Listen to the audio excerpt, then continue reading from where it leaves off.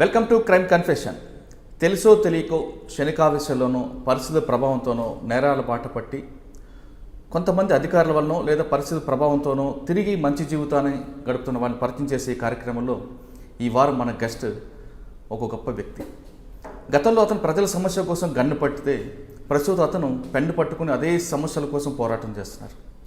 అతను గన్ను పట్టుకోవడానికి గల కారణాలు, తిరిగి పెన్ను పట్టుకోవడానికి మారడానికి గల కారణాలు ఆ వ్యక్తిని అడిగి తెలుసుకుందాం. ఇంతకీ అతని పేరు ప్రవీణ్, DCM మాజీ. ప్రవీణ్ ఎందుకు తుపాకీ పట్టుకొని అడవుల్లోకి వెళ్ళారు? అడవి బాట పట్టిన ప్రవీణ్ తిరిగి పెన్ను పట్టుకొని ప్రజల కోసం ఎందుకు తిరిగి జనంలోకి వచ్చారనే విషయాన్ని ప్రవీణ్ అడిగి తెలుసుకుందాం. ప్రవీణ్ నమస్తే. నమస్తే. ప్రవీణ్, ఒకప్పుడు శ్రీకాస, సింగరేణి, ఆదిలాబాద్, ఆ బెల్ట్ అంతా బెల్లంపల్లి, ఆ బెల్ట్లో ప్రవీణ్ అనగానే పోలీసులు కూడా ఒకసారి ఆలోచించేవారు. కొన్ని సంవత్సరాలుగా ప్రవీణ్ ఫోటో కూడా లేని సంపాదించలేని పోలీసులకి ప్రవీణ్ అప్పుడు చాలా విషయాల్లో వాళ్ళకి పోలీసులకు చుక్కలు చూపించారన్నది కూడా ఉండేది. అంటే ఎలాంటి పరిస్థితుల్లో సింగరేణి కార్మికుడికి పుట్టిన ప్రవీణ్ ఎలాంటి పరిస్థితుల్లో అడవి బాట పట్టాల్సి వచ్చింది? పట్టిన తర్వాత మరి తిరిగి ఎందుకు మీరు ప్రజల జీవితం కోసం జనజీవన కలవాల్సి వచ్చింది? ఈ విషయాలు చెప్పే ముందు ఒకసారి మీ కుటుంబ నేపథ్యం చెప్పండి. మాది సింగరేణి కార్మిక కుటుంబ నేపథ్యం.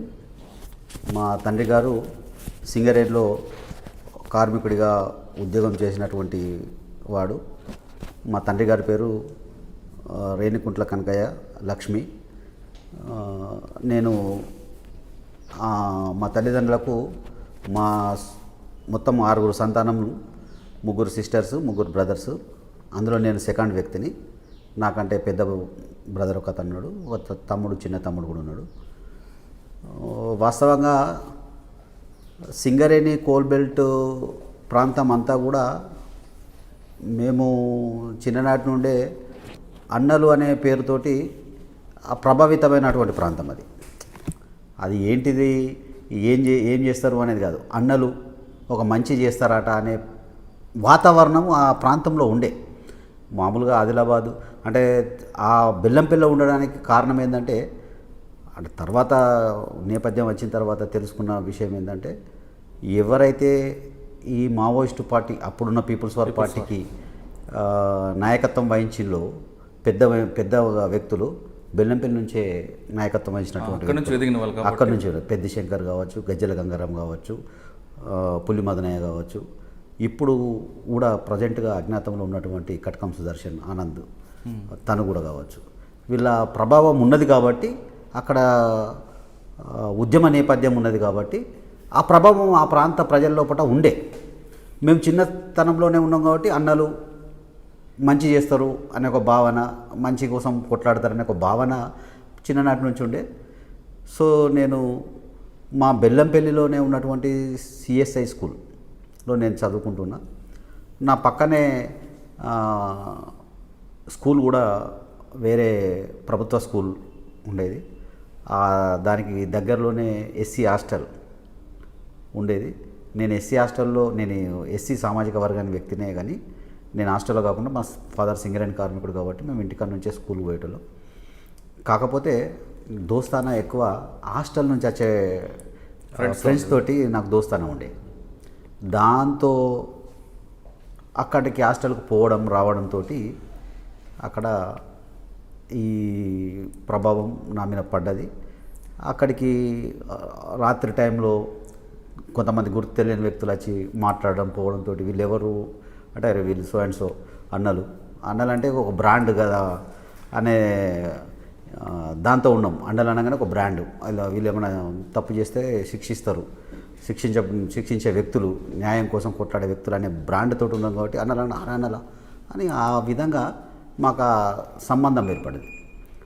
సంబంధాలు ఏర్పడడం అనేది కూడా దాదాపుగా చెప్పుకుంటే నేను 9th క్లాస్ ఉన్నప్పుడే నాకు ఈ RSU ఆర్గనైజేషన్లో చెయ్యాలి మీరు అనేది అక్కడి నుంచే బీజం పడి RSU ఆర్గనైజేషన్ నుండి మెల్లగా నేను 10th వరకు కూడా చదువుకున్న తర్వాత 1991లో ప్రస్తుతం మన రాష్ట్ర DGP మహేందర్ రెడ్డి గారు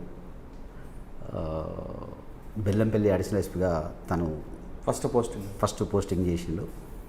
ఆ సందర్భంలో మమ్మల్ని అందరినీ కూడా ఒక 8 మంది వరకు ఉన్న స్టూడెంట్స్ అందరినీ కూడా అప్పుడు పోలీస్ ట్రేస్ అవుట్ చేసి వీళ్ళంతా పోస్టర్లు వేస్తున్నారు, వీళ్ళు ఏదో తప్పుడు బాటలో పోతున్నారని చెప్పి భావించి మమ్మల్ని అందరినీ కూడా అరెస్ట్ చేసి తీసుకొస్తే కౌన్సిలింగ్ ఇవ్వడం జరిగింది. ప్రత్యక్షంగా ఇప్పుడున్న డీజీపీ మహేందర్ సారే మాకు కౌన్సిలింగ్ ఇవ్వడం జరిగింది. మేము చాలా అప్పుడు తెలియని వయసు అంతా 14-15 సంవత్సరాల లోపలనే ఉంటాం కదా 10th అంటే. ఇక్కడ 2 విషయాలు ప్రవీణ్. మీరు హాస్టల్కి వెళ్ళినప్పుడు చీకటి సమయంలో వాళ్ళు రావడం, వాళ్ళని చూసిన తర్వాత ఆ నేపథ్యం బాగా ఇంపాక్ట్ అయిందంటున్నారు. అంటే మీరు అప్పుడు చూస్తున్న వ్యక్తుల్లో ఎవరు వచ్చేవారు నైట్ టైం? మాకు అక్కడ భాస్కర్ అని చెప్పి ఒక ఆర్గనైజర్ ఉండే, అతనితో పాటుగా అప్పటికే జిల్లా కమిటీ సభ్యుడిగా ఉన్నటువంటి సురేష్ అన్న ఇద్దరు కూడా వీళ్ళు వచ్చేవాళ్ళు. భాస్కర్ అని సురేష్ అని వీళ్ళు వచ్చేవాళ్ళు. వీళ్ళు మాకు ఫస్ట్ ఇంట్రడ్యూస్ అయిన వ్యక్తులు వీళ్ళు. అంటే వాస్తవంగా సురేష్ అనే నాయకుడు ఎవరైతే ఉన్నాడో అసలు తనను కలవాలంటే తను చూడాలంటే అదొక గొప్ప విషయం అన్నట్టు. ఫస్ట్ భాస్కర్ అనేటైనా ఆర్గనైజర్ కాబట్టి బెల్లంపల్లి టౌన్కు ఆర్గనైజర్గా ఉన్నాడు కాబట్టి తనే అన్ని వింగులను ఆర్గనైజ్ చేసుకునే క్రమంలో మేము తనను ఫస్ట్ అయినాం. కొంతకాల తర్వాత మాకు ఈ సురేష్ అనే వ్యక్తిని మాకు కల్పించడం జరిగింది. అసలు తనను కలవాలంటే ఇక చాలా అసలు సురేష్ కలిసిండంటే ఇక వీడు నక్సలైట్లో కొంచెం ఒక స్థాయి ఉన్న నాయకుడుగా భావించే రోజులు. ఓకే. అప్పుడు అంటే వాళ్ళు కలిసినప్పుడు వాళ్ళ ఉపన్యాసాలు మీకు ఏ విధంగా ప్రభావితం చేశారు? వాళ్ళు వాస్తవంగా ఏంటంటే మిడిమిడి జ్ఞానమే మాది, అంత పెద్ద ఇప్పుడున్నంత ఆలోచన 8th లెసన్ 9th లెసన్ అంటే అప్పుడు మిడిమిడి జ్ఞానము ఒకటే. ఇది మంచి వీళ్ళు అమ్మాయిలను వేధించడము, లేకపోతే అరాచకం చేయడము, దౌర్జన్యం చేయడము, గుండాయిజం చేయడము చేస్తున్నాం కాబట్టి వాళ్ళందరినీ మనం అరాచకాలను అడ్డుకోవాలి అనే ఈ చిన్న అంటే మన సైద్ధాంతికంగా రాజకీయ పరంగా మనము అంత ప్రభావితం చేసే ఆ ఏజ్ అప్పుడు మనకు లేదు కదా. ఏజ్ తగ్గట్టు సమస్యల మీద వాళ్ళు మీకు అవగాహన అట్లా అంతే. అప్పుడు మీకు చిన్న ఉదాహరణ ఏంటంటే మద్యపాన నిషేధం. మా కోల్బెల్ట్ ప్రాంతంలో మద్యపాన నిషేధం పిలుపు అప్పుడున్న పీపుల్స్ వార్ పార్టీ ఇచ్చింది, సికాసా ఇచ్చింది. మద్యపానము అమ్మడము అనేది నేరం కాబట్టి మద్యపానం అమ్మేటోడిని శిక్షించాలి. అవును, మద్యపానం అమ్మడం నేరము, ఆ అమ్మేటోడిని శిక్షించాలి. అప్పుడు 91లో ఇది చాలా ప్రభావం ఉండే. అప్పుడు పోలీస్ స్టేషన్లోనే వాహిని పోలీస్ స్టేషన్లోనే పెట్టి అమ్మిచ్చిళ్ళు. అంటే కేవలము మావోయిస్టు పార్టీ అంటే అప్పుడున్న సికాసా పార్టీ బ్యాన్ ఇచ్చింది కాబట్టి ప్రభుత్వము పరంగా పోలీసు రక్షణ వలయంలో పోలీస్ స్టేషన్ల దగ్గర వాహిని అమ్మించడం జరిగింది. అప్పుడు ఎవరెవరైతే ఈ అమ్మిన్లో వాళ్ళని కొట్టాలి, వాళ్ళని శిక్షించాలి, అమ్మేటోని మీద పోస్టర్లు వేయాలి, ప్రచారం చేయాలని అట్లా ఆ నేపథ్యం నుంచి మెల్లమెల్లగా అడుగులు పెట్టడం జరిగింది. ఓకే.